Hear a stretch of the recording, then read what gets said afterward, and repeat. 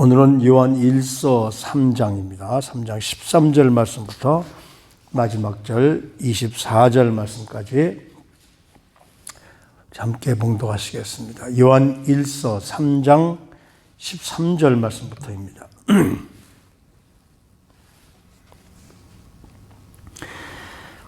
형제들아, 세상이 너희를 미워하여도 이상히 여기지 말라. 우리는 형제를 사랑함으로 사망에서 옮겨 생명으로 들어간 줄을 알거니와 사랑하지 아니하는 자는 사망에 머물러 있느니라. 그 형제를 미워하는 자마다 살인하는 자니 살인하는 자마다 영생이 그 속에 거하지 아니하는 것을 너희가 아는 바라.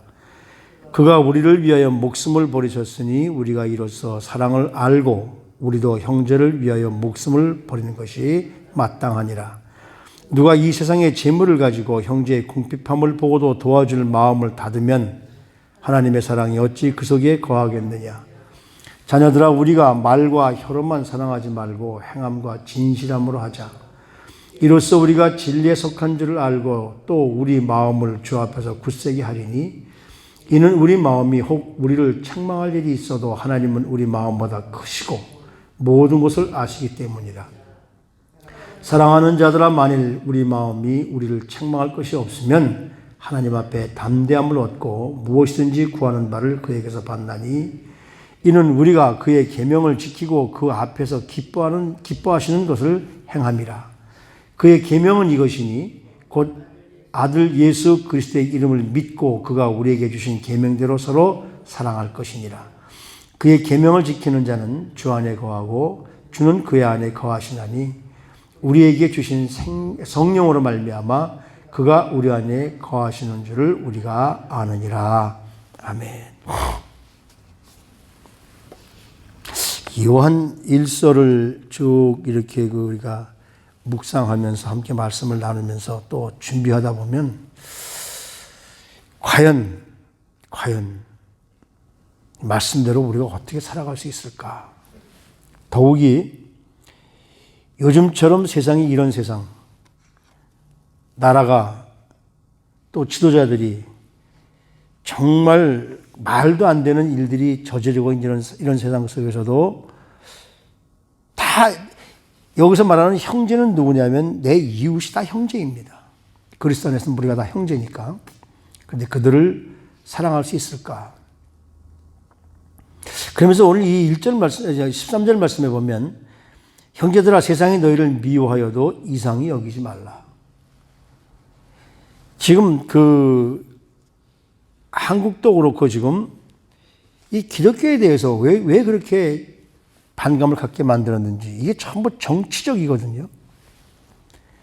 코로나라는 그 이상하고 우스꽝스러운 이 병마 때문에 사람들이 서로를 못 믿게 만들어졌습니다. 어제도 잠깐 어떤 유튜브를 보니까 아니 마스크를 안 쓴다고 10만 원을 벌금 내는 것이 이게 말이나 되는 얘기냐. 어떤 사람이 이 의학자들이 마스크 끼는 그것의 해로움에 대해서 사람이 산소를 받아들였으면은 이제 탄소를 내뿜어야 되는데 다 내뿜어지지 않는다는 거예요, 마스크 때문에.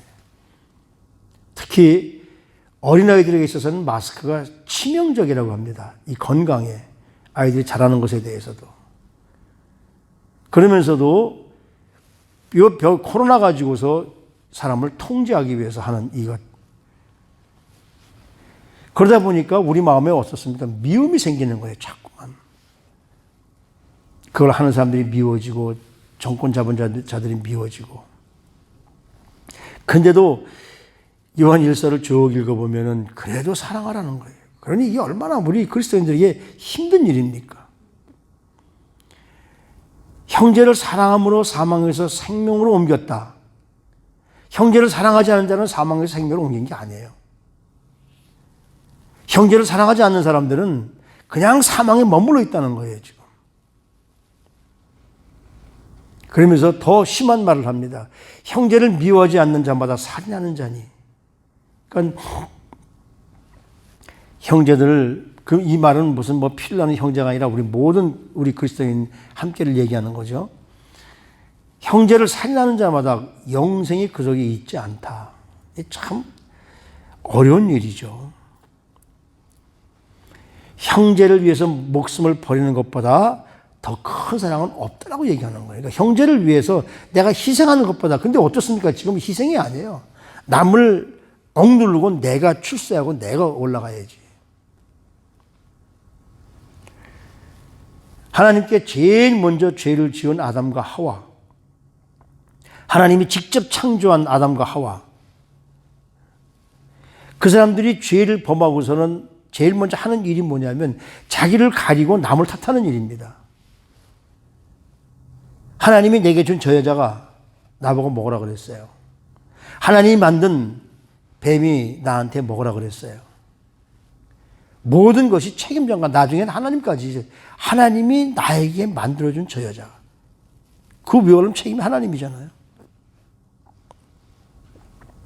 하나님과 관계가 끊어진 사람들은 이처럼 이기적이고 자기 방어적이라는 거죠.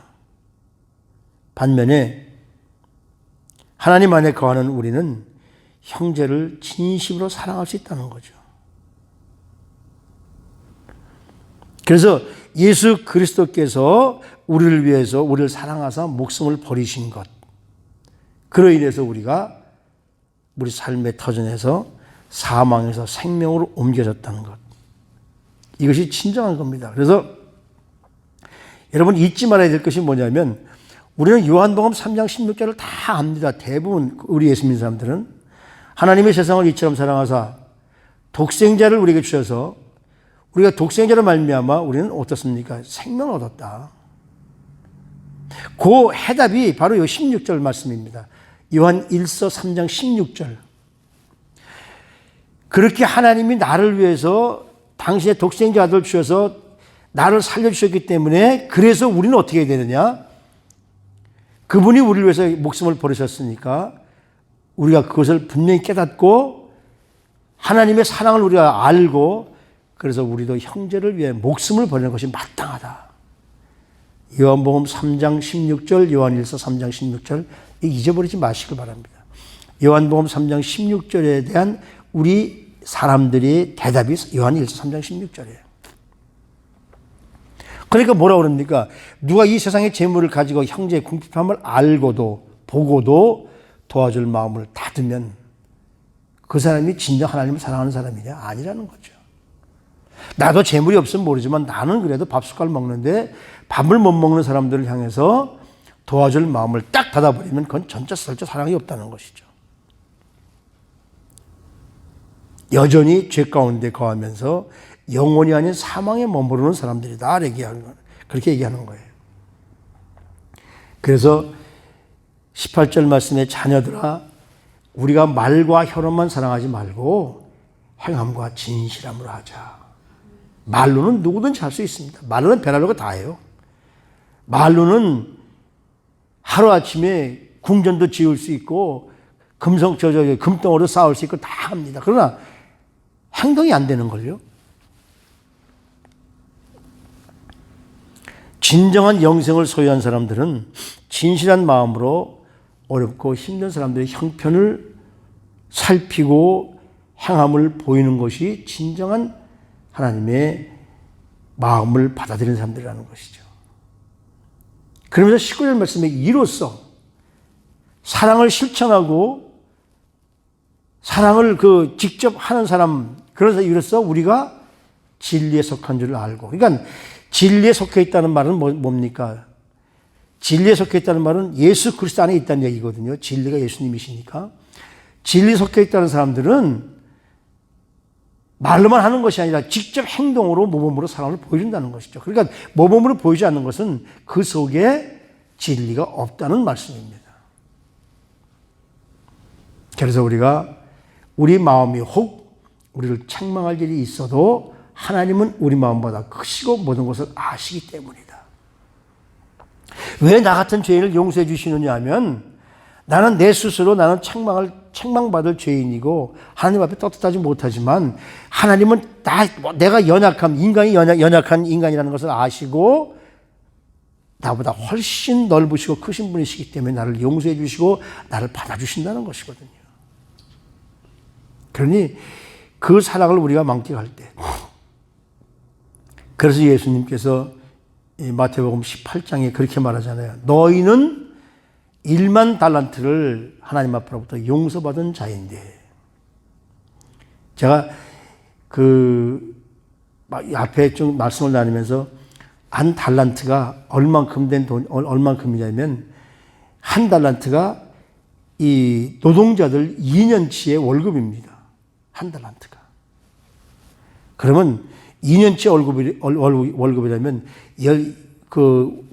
예수님께서 한 달란트, 두 달란트, 다섯 달란트를 맡기잖아요. 다섯 달란트 받은 사람들은 어떻게 10년치 월급을 가지고 사는, 그걸 가지고서 하나님께 주신 것을 가지고서 사는 거잖아요. 그런 만큼 그 엄청난 돈, 10,000달란트면 얼마입니까? 상상할 수 없는 금액이죠. 그런 것을 하나님 앞으로부터 탕감받은 우리가 내 주위에 100데나리온이라고 해봐야 하루 30일이니까 한 3, 4일치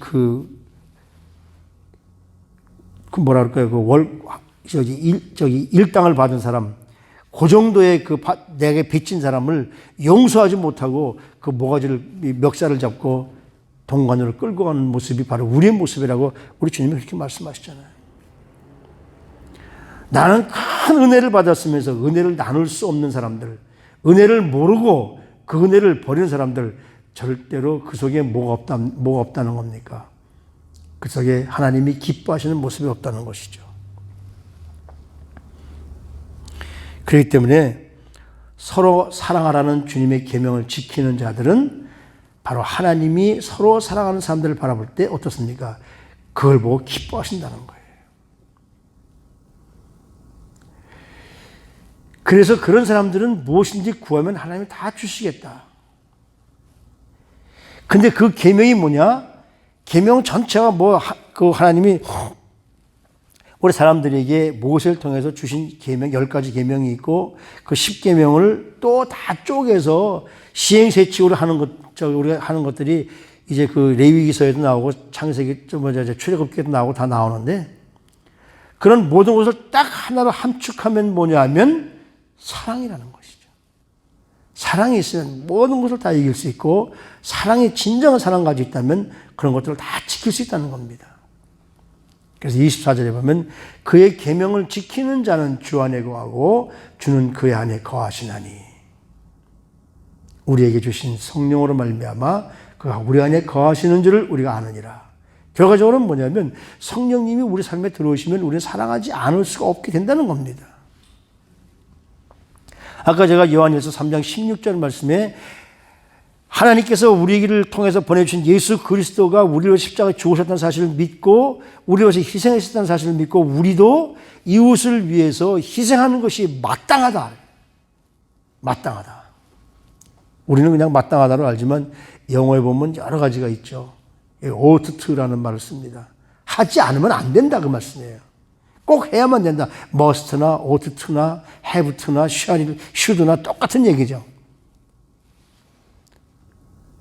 그러니까 예수 그리스도를 받은 우리는 절대로 이것을 잊어버려서는 안 된다는 거죠. 그것을 우리 삶에 나타나고 살아야 된다는 겁니다.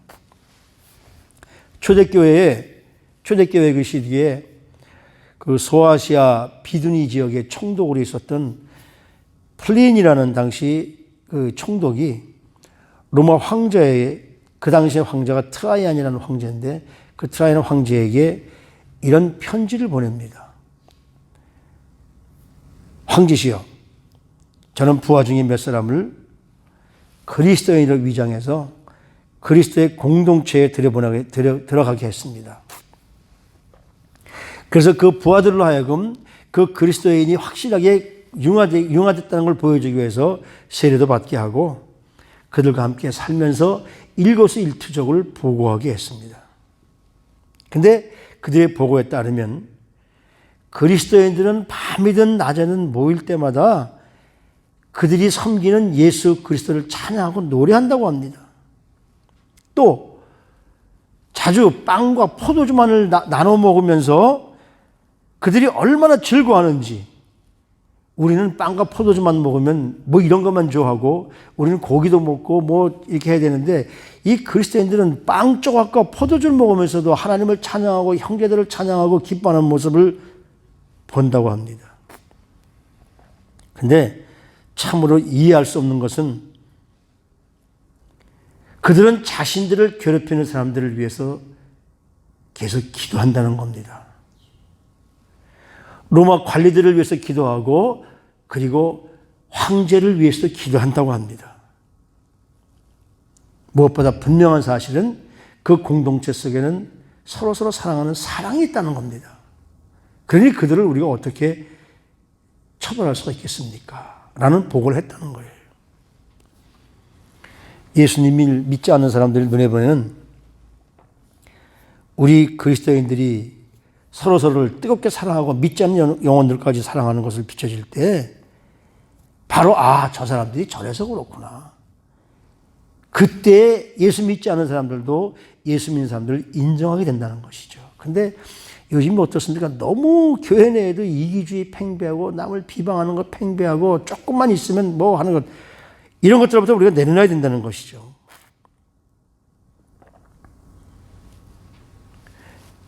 카타콤이라는 그 로마의 그 지하 동굴들, 로마 시내에 있는 지하 동굴들, 그게 옛날에는 그 공동 묘지였었거든요. 사람 죽으면 갖다 놓는 것. 그러니까 피하고 들어간 곳이 그리스도인들이 그 자리입니다. 지하 시니까 얼마나 축축하고 냄새나고 더러워요. 거기서도 보면은 이 카타콤의 벽에 이런 글씨가 써 있다고 그래요. 우리는 서로를 사랑함으로 여기서 천국을 경험한다 그래요. 천국을 경험할 장소는 아니잖아요. 근데 거기에 그리스도인들이 있고 그리스도인들이 모임에 성령님이 함께하고 예수님이 함께 하시니까 거기서 천국을 경험하게 되는 것이죠. 이 사랑의 공동체를 무너뜨려가는 세력들이 지금 이 마지막 때에 얼마나 이 세게 다가오는지 몰라요. 제일 먼저 중공이 교회를 무너뜨렸고 그 여파로 한국도 지금 이 코로나를 빌미로 해서 예배를 못 드리게 하고 이 친중 글로벌리스트들이 제일 하는 것이 뭐냐면 그리스도인들이 모여서 힘을 합치는 것을 제일 두려워합니다. 왜냐하면 그 그리스도인의 공동체는 사랑으로 희생하는 공동체이기 때문에 주를 위해서라면 희생할 수 있는, 그래서 이 사회주의 공산주의자들의 가장 큰 적이 바로 이 기독교인 거죠. 그래서 기독교를 그렇게 무너뜨리려고 합니다. 그렇게 기독교를 미워합니다. 근데 이상하게도 한국이나 미국이나 온 세계가 좌우 대립에 있어서 우리가 흔히 얘기하는 좌우 대립에 있어서 우쪽은 기독교인들이 많습니다. 그리스도인들이 많습니다. 근데 그 그리스도인들이 좌측에 서 있다는 게 말이 안 돼요. 도대체 이해할 수가 없습니다. 그래서 세상을 미워하고 세상을 해체하려고 하고 서로서로 반감을 갖게 하고 그리고 자기들 방법으로 이 세상을 리셋시키려고 지금, 이게 바로 이 친중 글로벌리스트들이 하는 태도잖아요. 그러니까 미국도 지금 이 나라를 아주 반 정도가 아니죠. 완전히 박살을 내려고 하고 있잖아요. 하나님이 분명히 다시 세워줄 수 있을 줄로 저는 분명히 믿습니다. 그리스도인의 본질이 뭡니까? 그리스도인의 본질은 그리스도 안에서 하나님과 사귀는 것이 본질이거든요. 그래서 우리가 하나님과 사귐, 그리고 하나님께서 우리에게 주신 사랑을 실천할 때 우린 그리스도인의 본질을 찾아가고 예수 그리스도의 능력을 차지하게 될 줄로 믿습니다. 오늘도 이 아침에 정말 나는 과연 우리 주님의 사랑, 그걸 느끼고 살아가고 있는가? 나에게 주신 성령님으로 말미암아 우리가 이 땅에서 믿음을 가지고 승리하며 살아가는 저와 우리 모두가 되시기를 주님의 이름으로 축복합니다. 하나님, 정말 하나님 앞에 용서받을 수 없는 죄인, 그 죄인을 위해서 우리 주님은 당신의 목숨을 버리고 희생해 주셨고 우리를 사랑해 주셨음을 분명히 믿습니다. 그 사랑을 깊이 체험할 때, 우리는 용서하지 못할 것이 없음을 다시 한번 깨닫습니다. 연약하고 부족하고 정말 아무것도 할 수 없는 나 같은 죄인을 사랑하셔서 주 안에서 강하게 하시고 믿음을 가지고 담대하게 해주심에 감사하며, 그래서 이 마지막 때에 정말 하나님이 기뻐하시는 일을 행하면서 미워하는 사람들까지도 사랑할 수 있는 능력을 허락해 주시니 감사합니다. 언제나 하나님의 능력으로 우리를 깨닫게 해주셔서 이 땅에서 예수 그리스도의 능력으로, 하나님이 주신 능력으로 이 세상을 이기고 살아갈 수 있는 우리 사랑하는 성도님들 모두가 될 수 있도록 저희들을 축복해 주시옵소서. 존귀하신 우리 구주 예수 그리스도 이름으로 감사하며 기도드리옵나이다. 아멘.